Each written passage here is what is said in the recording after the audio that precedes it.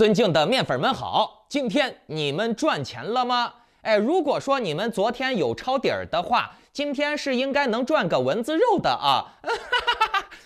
更大的利润我们还需要等待。今天咱们的主题是继续分析一下金融环境啊，我发现了一些有趣儿的事儿。那在今天节目的后半段呢，我会接着前几期节目剩下的话题，讲一讲 CPI 和数字人民币、数字台币的事儿啊。台湾观众朋友们仔细听好了，对你们的影响很大。那在我说之前呢，请检查一下你们是否打开了屏幕下方的点赞、订阅、小铃铛，否则呢，错过了面具人的财经讯息、政治风险预警，而导致你没赚到钱，或者是被政府的恶性政策割了韭菜了，那可不能怪我啊！以后呢，我会在每期节目中间随机说一个数字，你们听到了以后就在留言区回复这个数字和你的狐狸钱包地址。那也有可能是我忘了说啊，那就是没有数字，我就会从答对的人当中随机抽取一名，直接给你转账奖钱。那顺便把今天的这个节目转发分享到比如 Telegram 呀、Facebook 呀、Twitter 等3个平台以上，截图发送到我的邮箱，就可以参与抽取这个月的 NFT 大奖了。好，来讲正题啊。我先来跟大家说几个新闻啊，都是跟咱们的经济环境有关的新闻。第一个新闻呢是最大的交易所之一 Coinbase 拔网线了啊，昨天一整天啊无法处理交易。它官方给出的公告是无法处理涉及美国银行账户的付款或者提款，正在调查问题的起因。不过账户持有者仍然可以使用借记卡或者 PayPal 进行购买，只能购买啊，不能提款啊。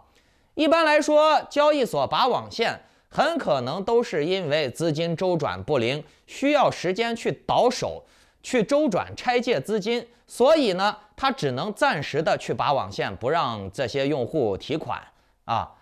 等到它资金到位了以后，就会开放。一般来说呢，由于技术原因啊，什么服务器问题导致的不能提款啊，那种概率极低极低。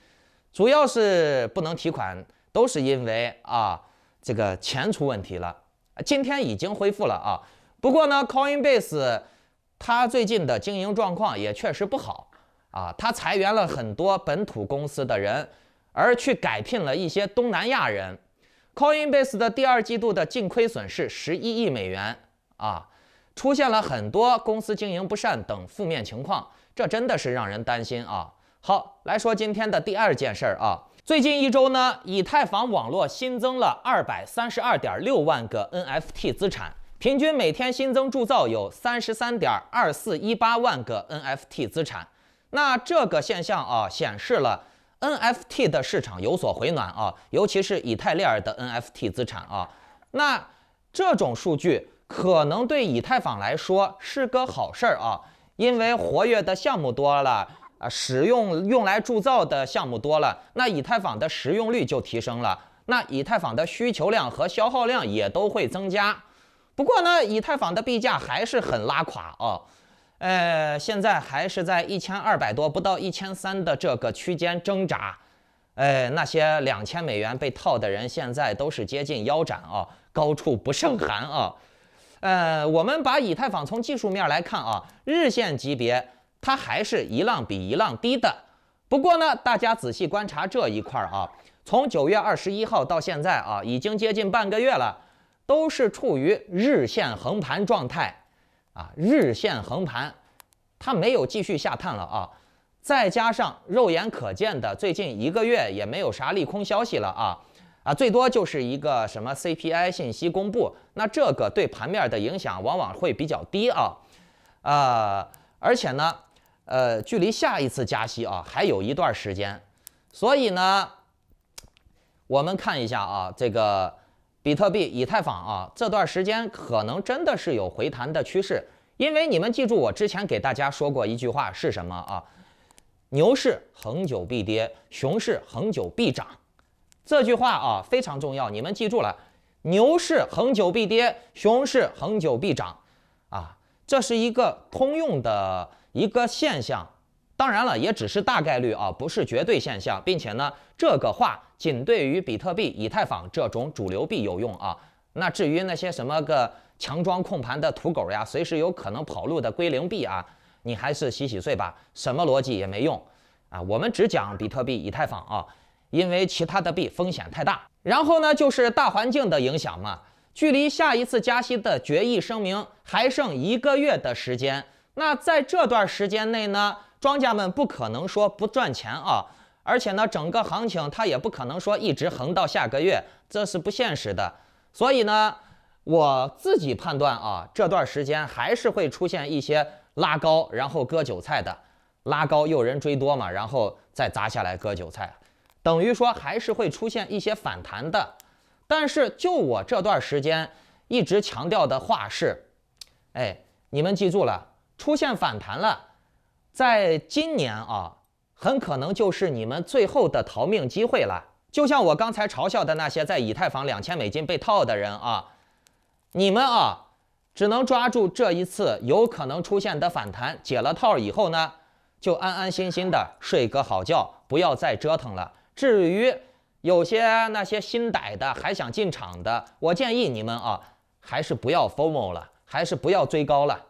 因为接下来的行情环境还不是很看好啊，大环境没有去进行一个好的转机，所以呢，我不建议大家刀口舔肉啊，拿舌头舔刀子，明白了没？所以呢，这段时间啊，大家可以稍微乐观一点。如果说没有仓位的，可以建一些仓；有仓位的或者被套牢的，就等着机会解套，大家都还是有机会解套的，但是你们一定要小心，不要追高。大家来看这张图啊，美联储在10月12日公布纪要，10月13号公布 CPI，10月20号公布褐皮书，11月02号是下一次加息的正式的决议声明，这也是最近的一次加息的会议啊。那再往下呢，就是11月23号的纪要，12月14日是决议声明。一般情况下呢，具体加息多少是在决议声明当天公布的。至于其他的时间点，什么纪要呀啥的，你就把它理解为什么吹风动员会之类的就行了。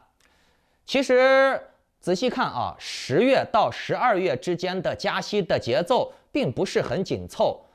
尤其是10月啊，留给市场反弹的机会还是有的。所以呢，在这段时间啊，我会用2成仓位做这1个月的中期投资，然后呢，我再用2到3成仓位，每天呢去做做投机、短线啊，做个波段，赚点生活费，赚点饭钱、烟钱，对吧？好，我刚才说到了那个加息，那一说到加息，我们就不得不提 CPI 的事情了。因为 CPI 的好坏直接决定了加息的多少嘛。其实还有1周多，美国就要公布 CPI 数据了，很多人都担心，哎呀，万一这个月的 CPI 数据又不漂亮，那整个市场又要大跌，又得完蛋了。这个月的 CPI 数据是否会漂亮啊？我们可以从几个维度来看。其实油价啊，很多人都关心油价嘛，觉得油价涨跌决定了 CPI 的高低。我告诉你们，油价在美国的 CPI 占比并不是最高的，相比之下呢，排在首位的是住房成本。住房成本计算 CPI 的方法一般是将购房的一次性成本以租金的方式分摊换算成 CPI， 这个占比目前占了32%，排行第一。其次呢就是食品，占据了13个点。也就是说，人类最基本的吃住占去了一半，32%和13%。美国目前的房价呢，现在跌得很厉害，市场呢也有点萧条，很多人都扛不住利息了，觉得付利息划不来了，那房子干脆不要了，对吧？利息太高了，把房子卖了，那大家都在抛售，就导致了房屋的价值降低，间接就导致了房租降低。大数据显示，美国8月份的公寓租金报价相比7月份下降了0.1%。虽然降低的幅度不大啊，但是这是从2020年12月以来美国首次的租金同比下降。这个头一开，也就预示着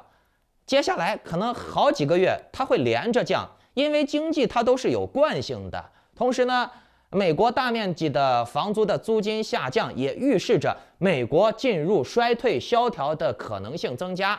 不过呢，你们要记住了，美国它还是有退路的，有机会的。如果说美国能继续炒作俄乌战争，或者说通过加息、经济战搞崩溃欧洲，让欧洲的人和资金流向美国，那美国就又续命了。只要欧洲不崩溃，美国就继续加息，继续搞能源战。前2天不是还把那个俄罗斯的管道给炸了？现在呢，美国又高价卖自己的罐装天然气了，对吧？哎，美国有的是办法。所以呢，很多人担心美国快完蛋了，美国经济要崩溃了，美元要死了。你这都是瞎操心。我告诉你，美国宁愿拉全世界陪葬，都不可能让美元死的。记住了啊。那在这个基础上啊，我们再来判断一下这个月的 CPI 数据到底会是什么样啊？上一次的美国 CPI 数据公布是 8.3%， 这一次呢，市场上的各大机构投行预估美国的 CPI 的公布指数应该是 8.1%， 那相比只降了 0.2% 啊，等于说市面上仍然不认为美国加了3次75个基点还能够有效的压制 CPI 啊，他们不认可或者说不认为美国的 CPI 能下降，所以呢，如果说这一次美国的 CPI 的公布的数据大于等于 8.1%， 那就又会引起巨大的血杀和恐慌啊，等于说这个 CPI 没怎么降就等于涨了啊，所以呢又会造成巨大的下跌。反过来呢，如果美国这一次公布的 CPI 在 8.0%， 甚至更低啊，甚至更低，我可能不奢求啊，我只求它能在 8.0%， 那都会是一个大利好。而且面具人我认为啊 8.0% 的 CPI 的可能性不小啊，所以我敢搏，我也想搏啊。我们现在能做的事情就是管控自己的仓位，管好自己的手。你如果说想赚这笔钱，想趁这有可能而吹来的东风，那你就去搏一搏。只不过呢，控制好你自己的资金比例，不要拿命去赌啊。你顶多拿出来个20%、30%的钱去玩一玩，赚了就赚了，亏了你也亏不了多少，对吧？好，再来说最后一件事啊，台湾朋友们听好了，中国开通了港澳台数字人民币钱包了啊。港澳我就不多说了，本身就被中国直接控制了。可台湾啊要蛋疼了，尤其是台商啊，你们这些台湾人，如果说在大陆有业务的，或者亲戚朋友在大陆做生意的，嘿，可要小心了。我给大家先来读一下这个什么港澳台的数字人民币钱包啊的原文啊。自9月27日起，港澳台同胞可持港澳台湾往来大陆通行证和大陆手机号，到数字人民币试点地区的兴业银行网点开立数字人民币钱包。据了解，目前港澳台同胞可以凭相应的证件开立兴业银行数字人民币钱包，而且呢，目前已经支持了充钱、存银行、查询消费使用等功能。各位，你们仔细听好了啊！这里面的功能只说了充值、查询和消费，没有说取现和换汇啊，这个很重要。老观众都知道，面具人我对数字人民币的判断还算蛮准确的啊，尤其是这个数字人民币啊，有多么的可怕，对吧？其实站在你们台湾人和台商啊，你听到了这个功能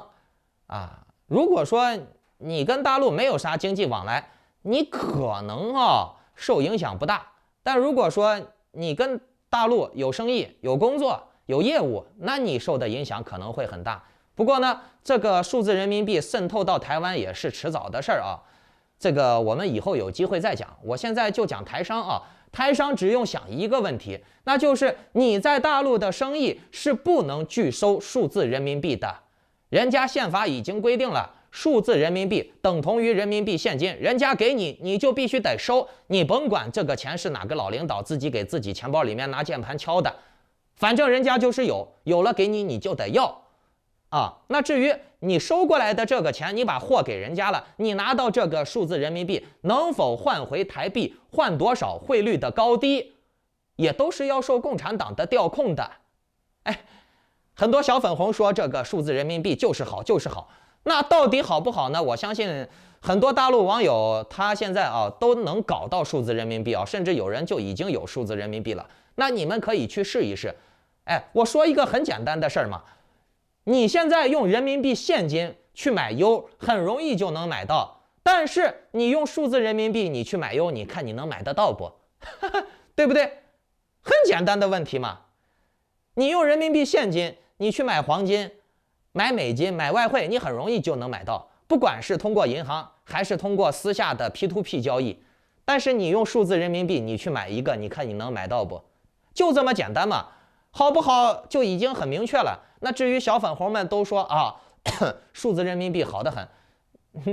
你直接就怼小粉红，你就说那好，你去卖房子。啊，去把你的银行卡里面的钱全部换成数字人民币嘛！你别光说好嘛，用行动来支持，是吧？你别光说不练啊，吹牛逼，你那成啥了？你那连傻逼都不如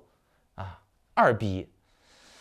其实关于数位法币，什么数字美元呀、数字台币呀、数字欧元呀，全球都在右转，都想搞这个事情。全球大右转，人类重回奴隶制。我已经在2年前就给大家说过了啊，老观众可以给我作证啊，因为这个东西会给当权者无上的权利，直接就把当权者列为了跟神一样了，他可以通过整个大数据来控制你们所有的一切啊。不过呢，美国这边的宪法貌似是不让搞这个数字法币这个玩意儿的啊，美国目前还在抗争。他们各个议员呀、两会啊，对这个东西的态度，有很大的分歧。但是咱们亚洲国家啊，什么台湾呀、大陆呀，都一样，哎，都正在尽快的把数位法币推上日程，恨不得今天就出，明天就出，赶紧把这个数位法币出来。恭喜大家，你们马上就要用数字法币了，你们要发财了。不过呢，我建议你们还是持有 USDT 好一点，哈。宁愿相信这玩意儿，也不要相信什么数位法币。OK， 如果你们想要和志同道合的人交流，以及得到我及时的点位分享和参加高倍率的早期项目，那就请下载 Line 或者 Telegram 搜索添加 ID Maskman118 办理会员入群手续。祝你好运，再见。306843259674135135